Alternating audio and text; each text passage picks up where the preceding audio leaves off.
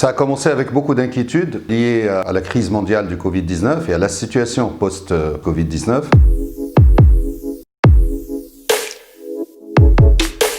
Je n'ai pas eu beaucoup d'encouragement, mais en même temps, j'ai eu des personnes et des compagnies qui m'ont dit il faut aller de l'avant, il faut rester dans la continuité de cet événement annuel, il ne faut pas faire une coupure et il faut avoir le courage et le challenge d'organiser cet événement, cette 5e édition.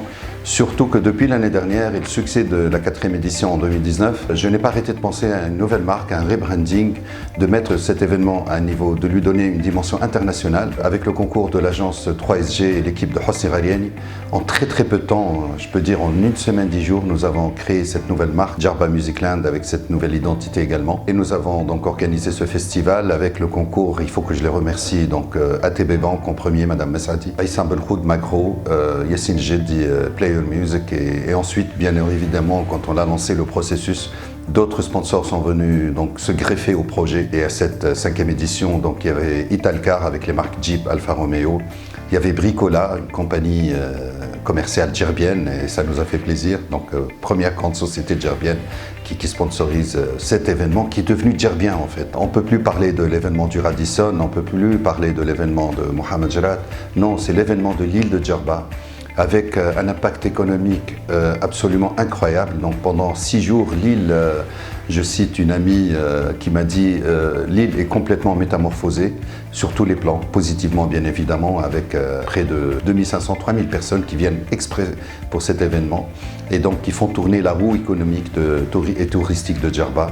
Les hôtels étaient pleins, les maisons d'hôtes, les locations, les restaurants, les taxis, tout pratiquement l'artisanat, le commerce, les locations de maisons, tout tournait à plein régime. C'est une grande joie, c'est une énorme satisfaction, une grande fierté pour nous, pour toute l'équipe du Radisson et pour les sponsors de cet événement, de contribuer ainsi à rehausser le blason touristique de l'île de Djerba, une île absolument remplie de potentiel, où il faut que nous développons encore plus d'idées, encore plus de concepts novateurs et d'un niveau international pour vraiment donner une nouvelle dimension au tourisme de Djerba. Ça a commencé par un rêve, ça c'est vrai, c'est tout à fait vrai, et ce rêve est en train de devenir réalité, fort heureusement. J'ai voyagé, je suis allé à l'île de Ibiza il y a 2 ans, la mecque des événements clubbing dans le monde et dans le bassin méditerranéen, et j'ai énormément discuté avec des hôteliers, des professionnels sur place. Quels sont les facteurs du succès de votre destination?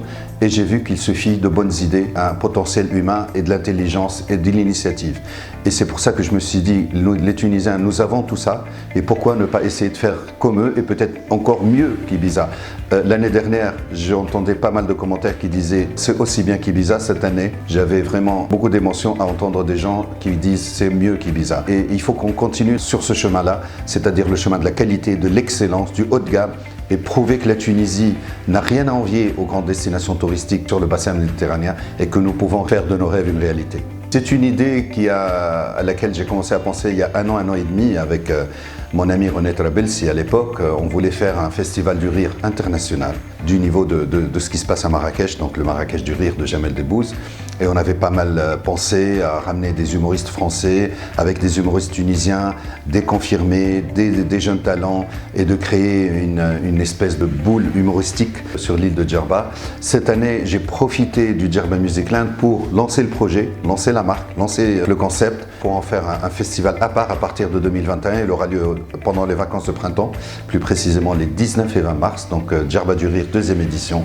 Ce sera au Radisson Blu Palace, donc à Djerba. Et le Djerba Musicland 2021, nous pouvons annoncer les dates aussi. Ce sera du 5 au 8 août 2021.